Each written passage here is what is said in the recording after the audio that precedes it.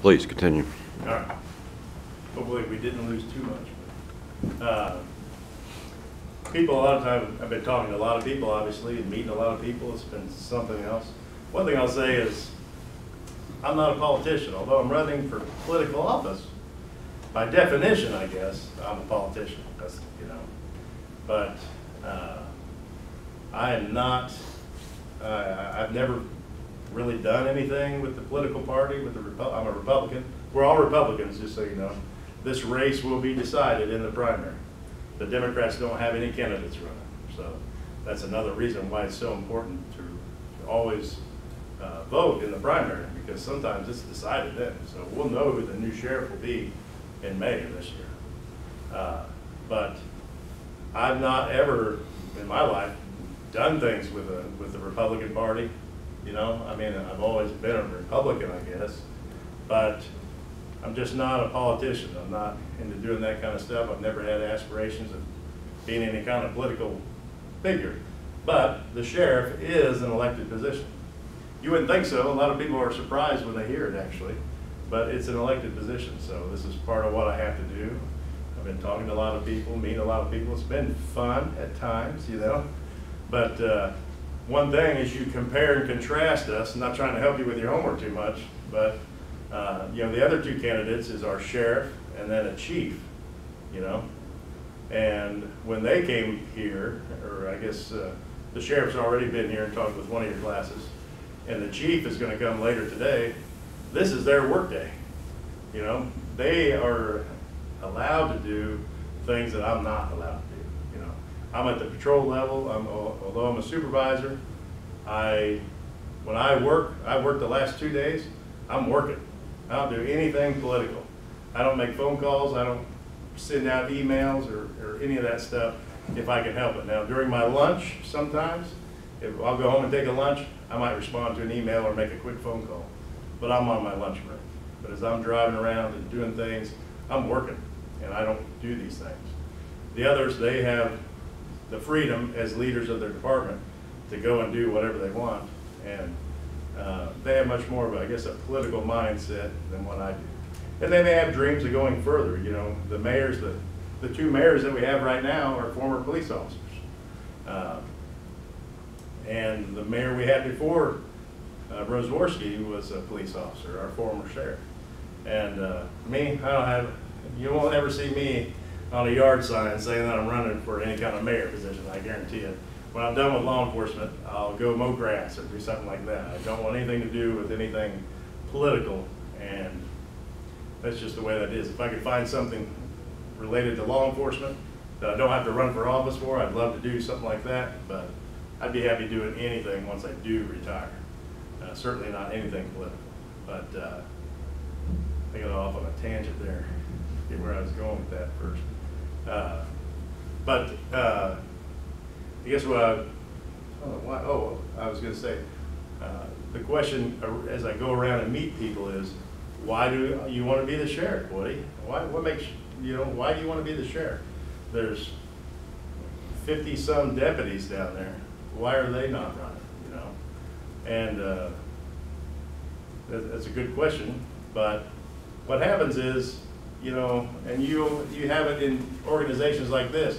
If you get a job at SIA and start working the line, pretty soon, you know, you don't want to work that line necessarily all the time. You want to become a supervisor, you know, and help the people then that, you know, work under you and mold them and make sure they're doing a good job. You may even want to go up another step and be a supervisor of other supervisors. And you want to always do that. And it's kind of like, you know, with me, I became a sergeant, and then I became a lieutenant. I tried to climb the ladder. I found out, since I announced I was going to run for sheriff a little over a year ago, we've had a couple promotions that I've been passed up on. Imagine if you're running against the current sheriff, you kind of make yourself unpromotable. It just gets a little bit hard to get promoted when the sheriff's the one doing the promoting and you're trying to knock you out of his position. But that's understandable. I didn't expect to be promoted, but I still had to try and have him tell me no. But it's a natural thing. I mean, I have been a police officer for 23 and a half years. I'm nearing the end. I can retire when I'm 50. I'm 48. I don't really want to retire, and most people don't retire right when they turn 50, unless they have something lined up good, to go to. But I want to keep going. I'd like to be a police officer for several more years, obviously. And we're at a point where our department has a very low morale right now. We did bring in, the current sheriff we had came from the outside. He was a Lafayette policeman, and he wasn't homegrown sheriff's department type guy. And morale's low. We've had over 60 employees leave the sheriff's department since he took office. Now, we're an agency of 150 roughly, and that's a lot of people that have just left because they're upset with the way things are, the leadership, and the way things are ran. I'm not going to bash my sheriff a whole bunch because he is my sheriff, and I'm not here to sling mud. So we'll let other people do that, and he's caused some grief himself when he gets in the news and doing things, naming the lobby after inmates and doing things like that. He brings that upon himself. And other things that I only have privy to aren't going to be, I can't bash my sheriff. But he is still my boss, and because of that, we have to have a level of respect for him. But I just want things to be better for the sheriff's department. My main thing is, my whole platform pretty much, is that I think we can be much more efficient in the things that we do. Efficiency is the key to everything, And I kind of bring that, with my upbringing, boy, if we left a room of the house and didn't turn the light out, we were in trouble, I still remember that. And as a police agency, we're just, right now, it seems like we're leaving the lights on too much, metaphorically speaking. We're not doing things to where we could cut costs. We need to do things to where we can save the taxpayers' money. That's saving everybody's money. I'm a taxpayer too. And we also need to be more efficient in how we operate things. Right now we have, one thing I really want to do, I would do first off if elected sheriff, is restructure and reorganize the sheriff's department. Because right now we have a lot of chiefs and not enough Indians, quite frankly. If you guys are familiar with that term, I'm looking at the younger people. You guys didn't grow up with some of the same TV shows we did. But right now we have basically 7 administrative positions. Before Barry came, we had 5. I think we can do it with 4. It may be that we can do it with 5, but what happened was when Barry became sheriff, he wanted to bring someone from outside our department to be the chief deputy. And the chief deputy is the number 2 guy, okay? He's the chief deputy. So he brought Steve Hartman from Lafayette City. Well, they had to create that position. So, because we already had all these other administrators and they couldn't knock them down any. They're merit police officers, so you can't take away their rank. So we had to add an administrator. And then on top of that, he added an administrative lieutenant and administrative sergeant, which we hadn't had before. So we're adding all these people, but then what it does, it takes away, we were given so many people to work with. I think right now we're at 54. We keep adding them, so we may be 54 or 56. But we have 54 guys, and 7 of them are administrators. If we took away 3 of those, that puts three more back on the road. That's, we have 4 patrol shifts. That would add 1 deputy to every shift. Every shift, there's 4 shifts. Each shift has a 1 lieutenant and 1 sergeant. Because you got to have somebody managing the shift. And one of those guys might be off. I mean, they could not both be off the same day. But one, with our vacation and holidays and so on and so forth. That's why we have 2 people on each shift. So as we fill our roster, which we've been doing lately, we've had a lot of people leave, obviously. And those aren't all deputies. Of the 60 plus people that have left, those are jailers and dispatchers and secretaries. Our mechanic left. We've had a various amount of people that have left. But as we can restructure things, I think we can be more efficient. We put more people on the road. Plus, right now we have 2 day shifts and 2 night shifts. Now work with me here for just a minute. We work from either 6 a.m. to 6 p.m., that's the day shift, or from 6 p.m. to 6 a.m., that's the night shift, okay?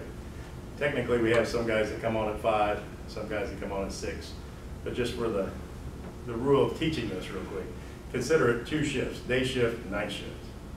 I'm on the day shift. I can work 5 to 5, because the supervisors all come on at 5. Normal day, I mean a normal day, you know, let's say we didn't get 2 inches of snow overnight. We don't do a lot between 5 a.m. and really noon. I mean, we do some, but we don't do a lot. You know, we might go try to serve some warrants. We'll definitely get some traffic in, especially you folks hurrying to SIA, you know, because you don't want to be late and get points or whatever you guys get. I don't know. But we do some traffic, and we do what we can, but we don't get a lot of calls for service is what I'm saying. Well, we still have, you know, we'll have anywhere from 6 to 9 guys working on a shift. Well, do we need 9 guys working when we're not doing anything? You know, probably not. My thought is, part of my restructure plan is to take, you know, a couple guys off that day shift and move them to a shift where they work noon to midnight or something like that. Or maybe 2 p.m. when we get real busy to 2 a.m. and cover those busy times. Because again, the night shift, you know, they work, when they come on at 6 and up till midnight and so on and so forth, they're busy. And at 1 or 2, they can be busy, you know, especially on a weekend. But on a Monday night or a Sunday night, you know, typically you get past midnight, 2 a.m., it doesn't get too busy. And then, you know, from 2 to 6, those guys aren't doing a whole lot necessarily. So it'd be good, you know, to take maybe a couple guys from the night shift, a couple nights from the day shift, and create a 3rd shift, a power shift if you may, and work during those real busy times. So, and again, it's all about efficiency. You know, if you hear something go bump in the night, you go to bed and then something's happening outside your house. If we have, you know, a normal shift, we might have 6 to 9 guys working. But if it's in that power range there, you know, we could have 12, 13, 14 guys working. You're more likely to get somebody there quicker, because one thing that I like to promote too, I do it on my shift. All the shifts don't work the same, but on my shift, we always go into like a zone defense. So I spread my guys out, I give them areas to work, and that's where they're focused. They're not limited to that area, but we need to try to keep them in that area. Just like a zone defense, so that if something happens, you know, I don't have a visual. Say this is the county, although this is rectangle and our county is square. Something happens over here, if I got a guy in this quadrant over here, you know, working, then he can get there quickly. But if everybody's stacked up on the other side of the county or on the north side and the river divides us, you know, we're not doing good. And the guys make fun of me pretty much. We call them quadrants. You know, we have 4 quadrants. And I'm super big on working your quadrant, being where you're supposed to be, and being in your district. And I get made fun of sometimes, I know. And but when the call goes out, we can have someone there within minutes instead of 10 minutes. You know, it's bad enough as it is. You know, if you get 6 guys working, you might have 3 guys working in the south, and this guy over here might be by himself. And if he goes on a bad call, someone's got to come across the county. His backup's a long ways away. That's bad enough, but that's us. We'll worry about us. We're worried about you and your safety, and we want people there quickly. You do too. If you've ever been in a crash and you have to wait 20 minutes, you know, for a cop to get there, it's not very acceptable, you know. Now granted, it's going to happen sometimes when we get 2 inches of snow and you're going too fast and you crash. It's just, we have so many crashes when it snows, it's amazing. And we just have to get to those one at a time as they happen. We just, again, efficiency, that's the key.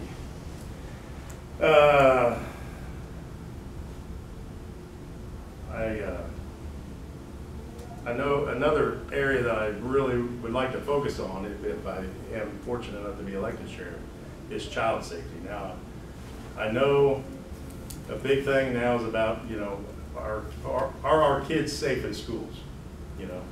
And that's a big issue, and those issues shouldn't all fall on the police agencies that work, you know, because that has to be in cooperation with the school corporations a lot as far as keeping our kids safe. As it is now, we have 2 school resource officers that work every day. One in the south half of the county, one in the north half of the county. They do nothing but work in the schools. And then both high schools in the county, Harrison and McCutcheon, have an officer that work in them each day. But the middle schools and elementary schools don't have anybody. Now, obviously we can go by history, you know, a lot of school shootings happen at high schools, predominantly. Sometimes middle schools, but we don't have really protection there. And that's where we need to work with the school system. We need to, you know, how can they make their schools more safe? Fortify their school a little bit. We do school walkthroughs now. I mean, you know, there's, say, I mean, the last 2 days, yesterday I worked with 6 guys. There were 6 of us working.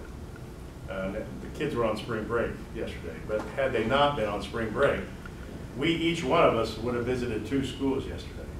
So that's 12 schools getting visited, you know, just short visits, but making our presence known. And that's something we've started doing in light of some of the recent violence that we've had in schools.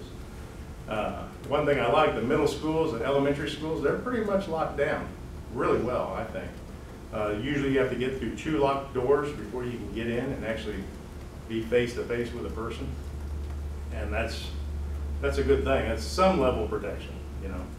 But, you know, when you were kids, you remember tornado drills and fire drills.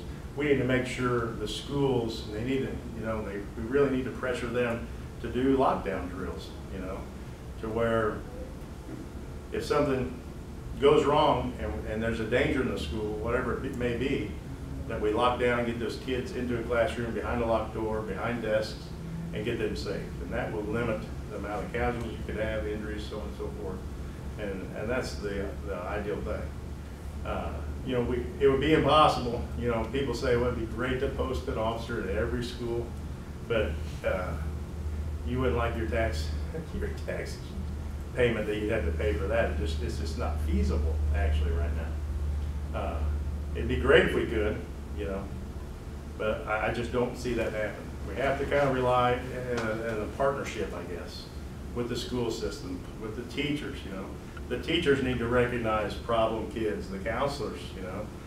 It'd be great to be aware of some of these dangers before they happen, you know. And it's easy to Monday morning quarterback, you know, to say, you know, I know with this last shooting in Florida, there was a lot of talk about, that kid was a problem, there were issues going on, and he should have never been placed in that circumstance where this could have happened. Something should have happened to him before. It's easy to do that, but it doesn't always happen that way. But it could be better. We could do better with our youth, be more in touch with them, informed, and hopefully stop those kind of problems before they ever do happen. You know, that's where I kind of think about things, I guess. And our child safety is very important. We are teaching in some of our county schools right now. We're teaching a system called RAD Kids. Anybody heard of that? Probably not. It's similar to DARE, but it also teaches self-defense. And we bring a guy in what we call a red man suit. It's a big padded suit. When we, at the police academy, we use red man for our defensive tactics. We beat up on him, and he's protected. They bring red man in and let kids beat up on red man. Now, what they teach with RAD Kids is not to be aggressive and to beat up on people. What they do is they teach to defend themselves and then to escape the situation. So if someone's trying to attack a child, you know, a grown-up is trying to attack a child or abduct a child, they're taught to fight to get away, you know. So we're not teaching our kids to be monsters or anything like that, but teaching them to escape the situation and get help and notify someone right away. RAD Kids also talks a lot about not being a bully, you know, and other students' rights. It teaches about protecting yourself on the internet and, you know, those social media sites and so on and so forth. And it just really it teaches a kid to value themselves and to value others as well. And I think if we're seeing success, nationwide they're seeing success with this program. We've started using it, I think, just in 2 schools. But again, we need to keep working with the school corporation. We need to get it in every school. They teach it 2 different times in a student's life. I think once when they're in 3rd grade or something like that, because then they kind of understand things, and then again when they're in about 6th grade. And we hope that then that training carries over, you know, when they get into junior high and high school, and that they care about each other a little bit more and take care. Do you have a question? Well, yes, I'm wondering if you would consider taking some questions from the class. Yes. I've hit on the big 2 issues so far: gun safety and child safety. Well, with the child safety, you kind of hit on, you know, about, or I guess with the non-busy hours patrolling. Mm-hmm. You know, is that an opportunity where they could go to the schools during that time? Because I think, I mean, would that help, you know, not only with the child safety, but like kind of like, you know, like bullying, you know, with their presence there. Yeah.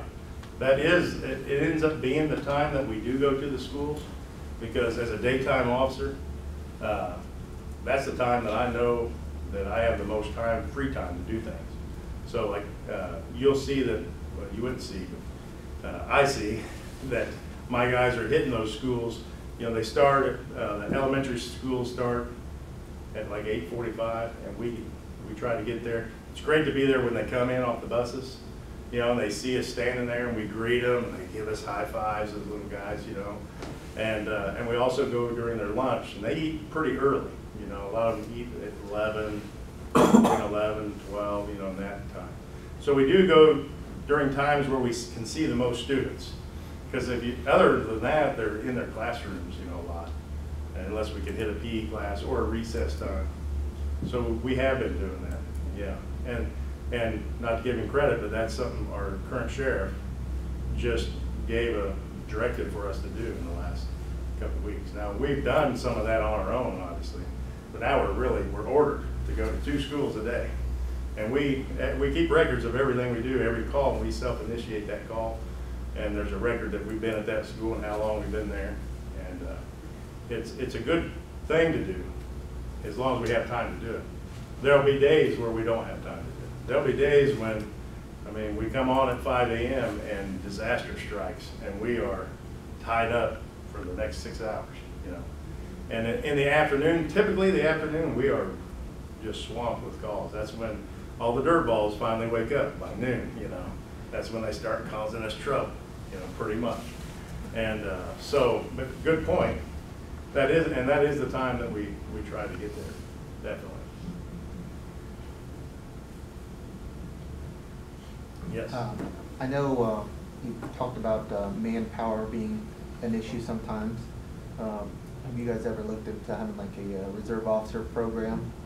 We've had one past sheriff looked into it, and he ended up putting it on a back burner and didn't get back to it. One thing that I would like to do, I'm very open to a reserve program. We've never had one at the Sheriff's Department, not our Sheriff's Department. There are other counties in Indiana that have programs, and they're very successful, very successful.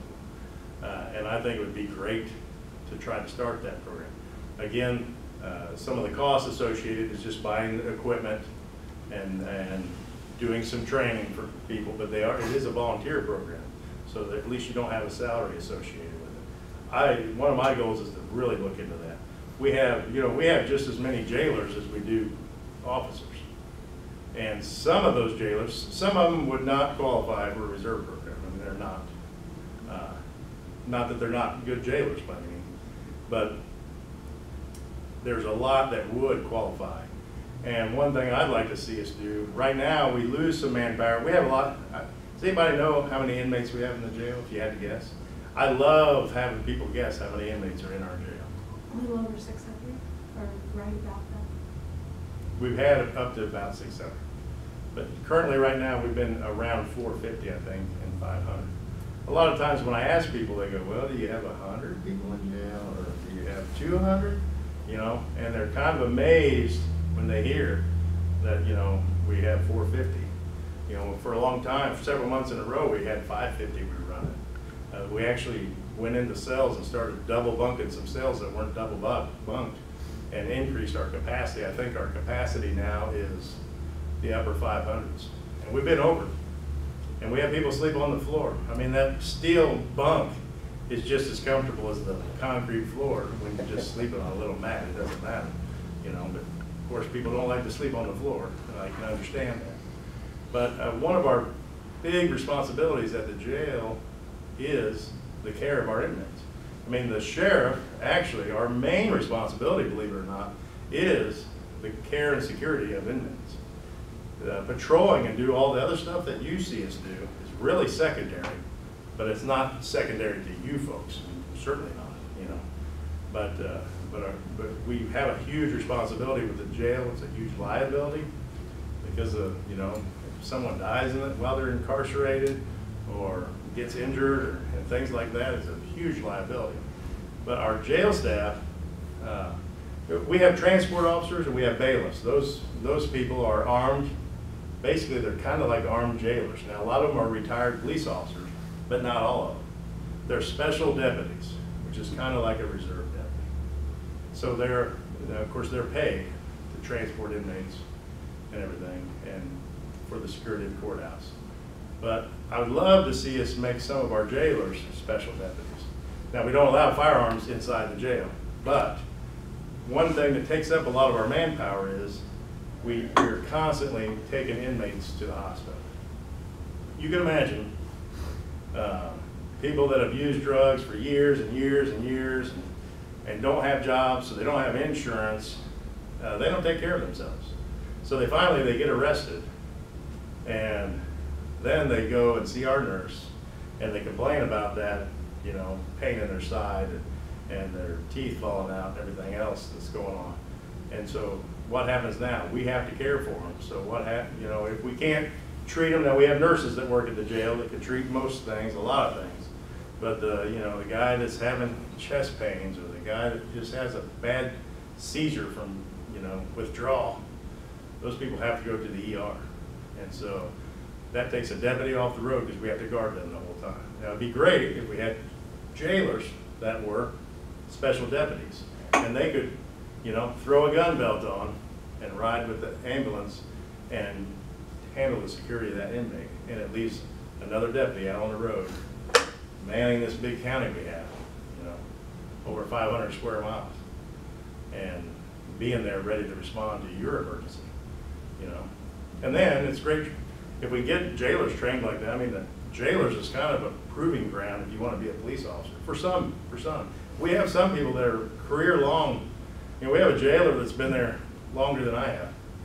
I've been there 28 and a half years. And he's been a jailer that long, you know. And that's just what he wanted to do. He never became a police officer. And it's okay, you know. But some of them want to be police officers. That's why they become jailers. That's why they become dispatchers. So this would be a great training for them, an experience that they could then, you know, go on to become something else. But good question, yeah. Definitely. Yes. Another question. I know we discussed like immigration stuff within class.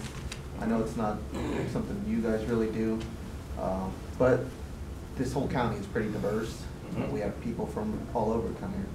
Do you have officers or, you know, staff that can speak more than one language?